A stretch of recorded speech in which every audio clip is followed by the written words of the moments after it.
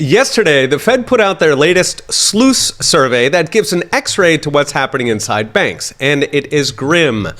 The SLOOS, Senior Loan Officer Opinion Survey, measures how tight credit is, which is a proxy for how the economy is doing, and most important, it tells us where are the risks. In the survey, bankers reported dramatically tighter standards, meaning they're hogging cash, despite weaker demand for loans from commercials and industrials, meaning those companies are afraid to invest at these rates. Now, tightening was sharpest in the commercial real estate sector, a regional bank mainstay, which is being gutted, especially in the big cities where rents and values are plunging. I've got a video on this a few weeks ago, how the rise of crime and remote work means people don't want to pay $1 million to dodge poop and bricks to the head, and are decamping to happier climes, leaving trillions in empty office and retail space for banks to lose money on. In raw numbers, the SLOOS showed 3 out of 4 loan officers are tightening lending, and 4 out of 5 are actually increasing spreads. So they're charging more for loans, even on top of their soaring cost of borrowing freshly printed money from the Fed. Presumably, the banks are charging higher spreads to cover both higher risk and to help staunch the bleed to money markets. The end result is starving the productive sector of capital, a key driver of a serious recession.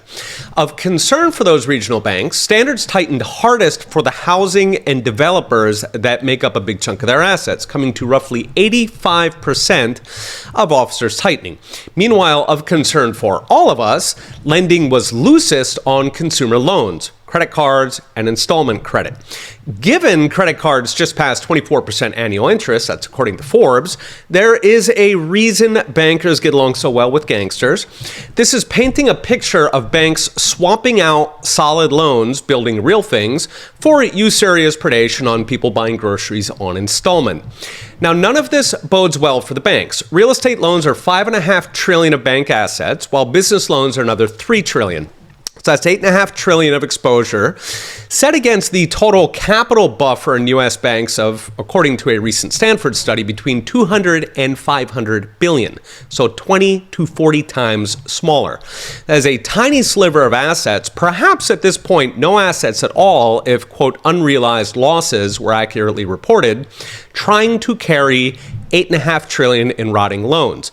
Note that's not even counting another $2 trillion in potentially subprime consumer loans, including those 24% credit cards, plus another $4 trillion of government bonds, which have been rode hard and put away wet by the Fed's rate hikes and are now in the crosshairs of the debt ceiling standoff. Toss in several trillion more that banks gamble in currently volatile financial markets to try and window dress ahead of the reaper, and there are a whole lot of plates spinning.